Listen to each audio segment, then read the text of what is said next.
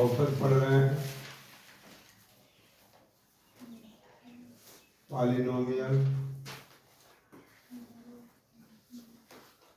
और कल बहुपद का मान पढ़ा दिया था। थोड़ा सा मैं हिंट देता हूँ तुम्हें। बहुपद का मान वाले में तुम्हें बोला जा रहा था, यदि कोई तुम्हें फंक्शन दे दिया है, जैसे मान लो x² bx + c दिया है, इसमें कोई वास्तविक संख्या रख रहे थे, वास्तविक संख्या रख दे रहे थे, x बराबर अल्फा लगे, ये अल्फा इक्वल टू हो जा रहा था a² b into alpha plus क्या हो जा रहा था c। ये आपका क्या था, बहुपद का मान था। जैसे हम नंबर दिखा देते हैं कि 5x² 2x और +3 दे दूँ और x बराबर 1 पर मान निकालने के लिए बोल रहा था, तो तुम x के जगह क्या लिख रहे थे 1, और फिर यहाँ 5 हो जा रहा था 1 का स्क्वायर, 2 इंटू 1 + 3 हो जा रहा था, तो 5 + 2 + 3 5 दिन 8 तो कितना हो जाएगा, ये बहुपद का मान था, याद है ना, यही बताया था कल। अब बहुपद का, तो बहुपद तुम जानते हो कई प्रकार का है, हम तो द्विघात समीकरण वाला लिखा हो। एक आपका रैखिक भी होता है, रैखिक बहुपद होता है, एक आपका द्विघात बहुपद होता है, एक आपका त्रिघात होता है, चतुर्घात में होता है। अब रैखिक का मतलब, इसका उदाहरण तो चाहो तो 3x + 4 पर मान लगकर निकाल सकते हो। इसके लिए तो 2x² 5x + 3 इस टाइप का होगा, और त्रिघात वाले बच्चे तुम्हारा मान लो 2x का घन हो जाएगा, 4x² 5x + 6 हो जाएगा। जबकि इसके लिए तो मान लीजिए 4x पर 4 हो जाएगा, 3x पर 3 हो जाएगा, 5x² हो जाएगा, 6x हो जाएगा +6। ये नहीं बहुपद। अब जो जैसा रहेगा उसमें मान रख देंगे हम लोग। कल का था ये। आज हम हेडिंग करेंगे बहुपद के शून्यक। हेडिंग करिएगा बहुपद का शून्यक। जीरो आप बहुपद बोलते हैं इसको अंग्रेजी में।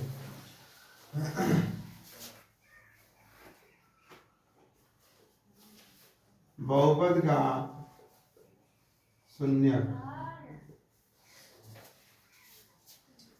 बहुपद का शून्यक लिखेगा एक वास्तविक संख्या अल्फा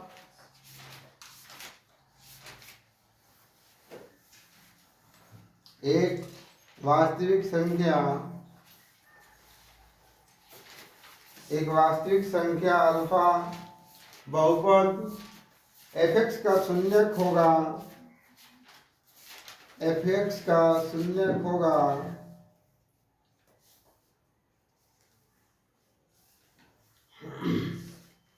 fx का शून्यक होगा यदि और केवल यदि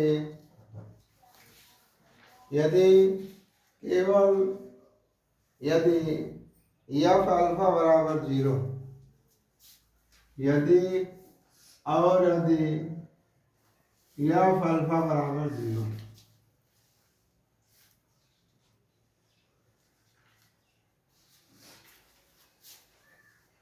देखिए कल ही में बता रहा था, शून्यक का मान का मतलब कुछ भी हो जाएगा जो भी रखोगे।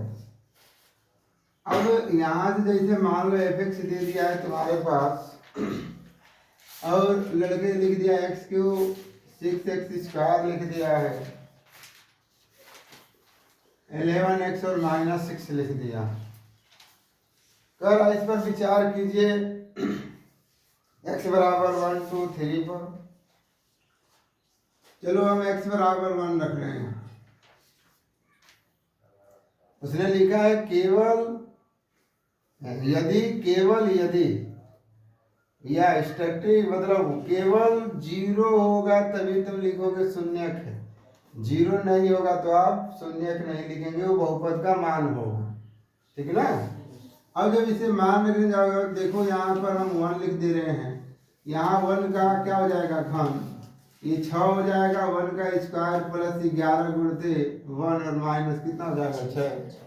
अब इसका घन कर दोगे तो 1 होगा, ये 6 हो जाएगा, 11 और माइनस कितना हो जाएगा 6। तो माइनस वाला माइनस के साथ जोड़ दो, प्लस वाला प्लस के साथ जोड़ दो, ये माइनस वाला ये हो जाएगा -12 प्लस का 12 बराबर 0। F1 बराबर क्या हो गया 0। देखो इसी टाइप लिखा है कि नहीं लिखा है? अतः लिख सकते हो अतः बहुपद का शून्यक क्या बच्ची अभी लिखने लगी? शून्यक एक x बराबर 1। आराम से समझिए पहले, ठीक है। फिर उसी तरह तुम x बराबर 2 रख दो, तो यहाँ से तुम्हारे पास f(x) = बच्चे x क्यू है 6x² 11x और -6 है, तो यहाँ बच्चे 2 हो गया। और 2 हो गया तो 2 का कितना हो जाएगा घन। अब यहाँ हो जाएगा 6 गुण दे 2 का स्क्वायर 11 गुण दे 2 और माइनस का हो जाएगा 6। तो F2 मान निकालने जा रहे हो, 3 बार गुणा करना है। 2 गुणते 2 गुणते 2 3 बार होगा ना, ये हो जाएगा 8। 6 गुणते हो जाएगा 4 11 दूना के 22 -6।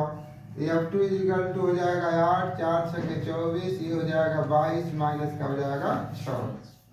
अब बच्चे 22 और 8 कितना हो जाएगा 30 हो जाएगा। ये माइनस ये भी हो जाएगा 30। F2 जो मान निकाल रहे हो ये भी कितना आ गया 0। तो अतः लिख सकते हो अतः x बराबर 2 बहुपद का क्या है शून्य। लिख लेंगे ना। उसी तरह हम x बराबर 3 रख देता हूँ। x बराबर 3 रख देता हूँ बच्चे, तो इसे हो जाएगा f(x) x का घन हो जाएगा 6x² प्लस 11x और माइनस का 6 है। ये 3 रख दोगे तो ये 3 का तुम्हारा घन हो जाएगा 6 गुणते 3 का तुम्हारा स्क्वायर 11 गुणते 3 - 6। तो F3 तितली के 9 3 कितना हो जाएगा 27। तितली के 9 6 कितना हो जाएगा 54। 11 दिया 33 और माइनस के बच्चे 6। तो 33 27 जोड़ दोगे ना तो 60 हो जाएगा। इन दोनों को भी जोड़ दोगे तो 60 हो जाएगा बराबर 0 हो गया। तो आप देखो ये भी 0 आ गया। तो आप लिख दोगे कि अतः x बराबर 3 बहुपद का क्या है शून्य। हो गया आंसर। MCQ में पूछा जाता है तो ध्यान दीजिएगा कैसे लगाएंगे। तो शून्य समझ में आ गया ना, कर लेंगे कर लीजिए। पूछेगा तो क्या करोगे? देखो लड़के रैखिक युग में दिया है, रैखिक बहुपद में दिया है। रैखिक बहुपद में लिख दिया जाए बहुपद का जो शून्यक है लड़के, बहुपद का शून्यक कितना है अल्फा है। तो तुमने पढ़ा है ना f(x) रैखिक बहुपद है तो ax प्लस कितना हो जाएगा b। भाई रैखिक बहुपद का मतलब होता है ax प्लस b होता है, ठीक। तब शून्य का अल्फा जैसे दे देगा ऐसे बच्चे, और जैसे मान लो यहाँ अल्फा हो गया तो a अल्फा प्लस हो जाएगा b। तो पूछ देता है अल्फा का मान बताइए, समझा रहा। तो जब इसको हल कर दोगे ना तो इसको शून्य मान लिया जाता है, ये शून्य हो जाएगा a अल्फा प्लस b हो जाएगा, ठीक है।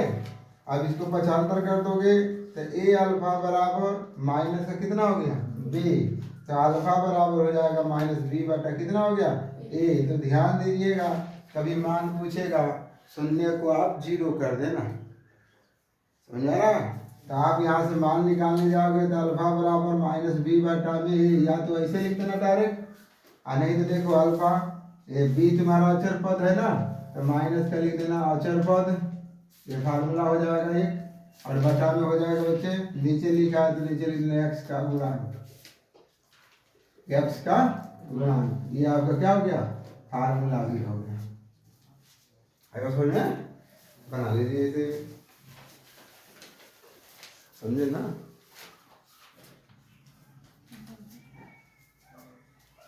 लड़के ये बोल रहा है कि तुम्हारे पास f(x)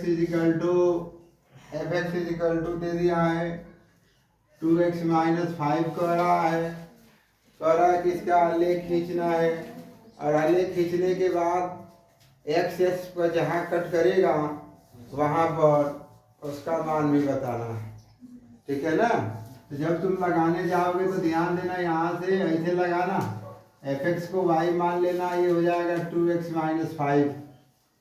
ठीक, इतना मानने के बाद तुम क्या कर देना कि नीचे एक डब्बा बना देना इस टाइप का, इस टाइप का डब्बा बना दीजिएगा। ऊपर x लिख दीजिएगा और नीचे y लिख दीजिएगा।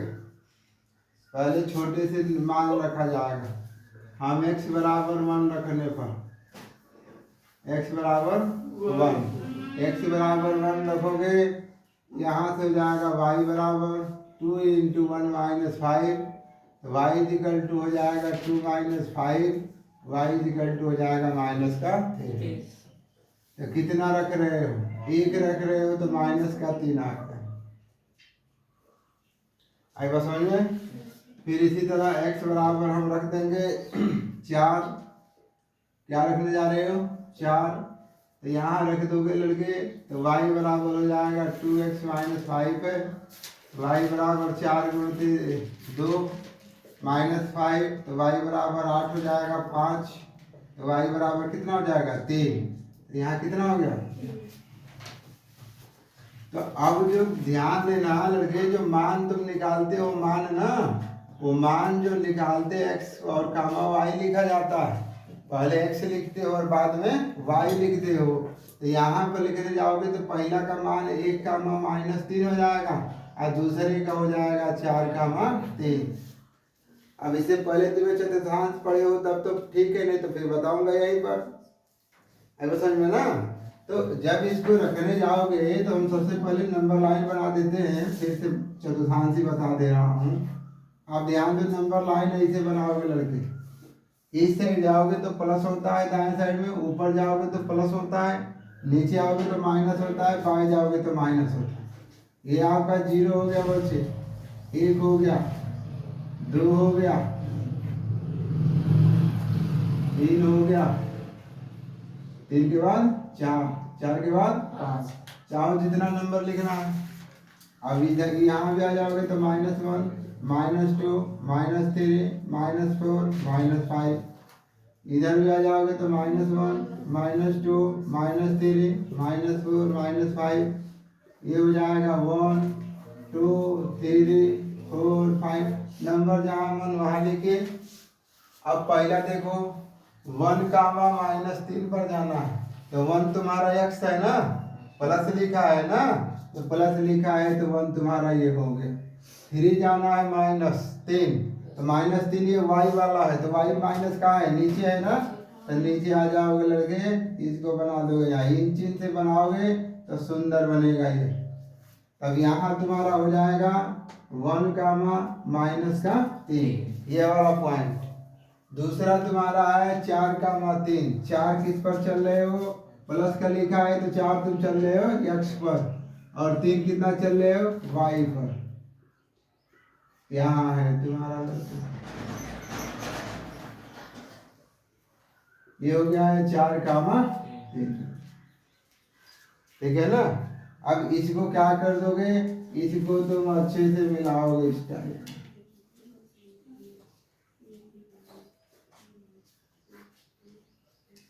ये मिलाओगे, अब अच्छे से मिलाओगे, ठीक है? तो जब इसको तुम मिला दोगे तो यही बोल रहा है कि यहाँ पर जो कट कर रहा है यही तो x h है, x है, y है, y डैश है और फिर क्या है? x डैश है। तो कह रहा है कि यहाँ पर जो कट कर रहा है इसी को मान बताना है, तो यहाँ मान हो जाएगा 5/2 0 हो जाएगा।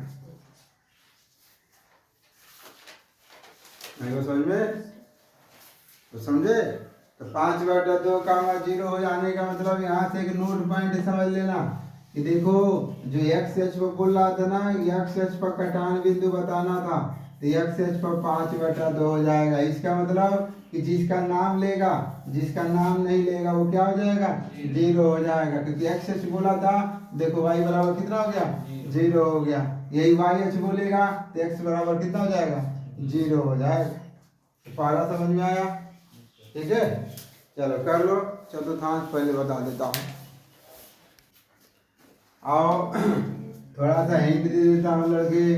जो चतुर्थांश होता है, चतुर्थांश चतुर्थांश में जो लाइन खींची जाती है लड़के प्रत्येक चतुर्थांश से एक दूसरे को समकोण पर विभाजित करते हैं। समकोण पर क्या कर देते हैं? विभाजित कर देते हैं। ये वाला पॉइंट होता है ना बच्चे, इसको लिखा जाता है, इसी को बोलते हैं मूल बिंदु। आगे जितने निशान का है वहाँ तो बताया जाएगा, लेकिन यहाँ पर आलेख है तो मान लो थोड़ा सा बता दिया जाए। ये आपका होता है मूल बिंदु। मूल बिंदु का मतलब 0, एक्स भी 0 रहेगा और वाई भी 0 रहेगा, ध्यान दीजिए। ठीक, ये यहाँ आ जाओगे तो इसको बोलते हैं प्रथम चतुर्थांश,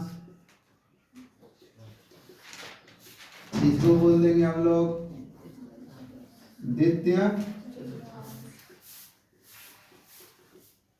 इसको बोल देंगे तृतीय,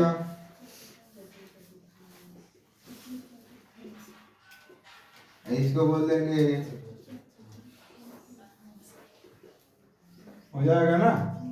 अब नंबर लाइन का मतलब होता है ना कि इधर जाओगे इस साइड 1 2 3 4, तो इस साइड जाओगे ना, दाएं जाओगे, दाएं जाने पर क्या लिखी जाती है? धनात्मक लिखी जाती है, मतलब पॉजिटिव। यदि तुम ऊपर भी जाओगे ना, ऊपर, ये भी क्या लिखा जाएगा? धनात्मक लिखा जाएगा।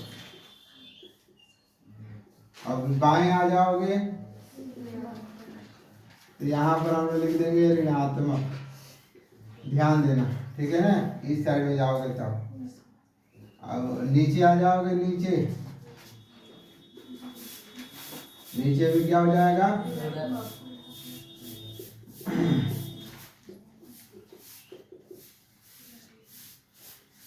समझ में?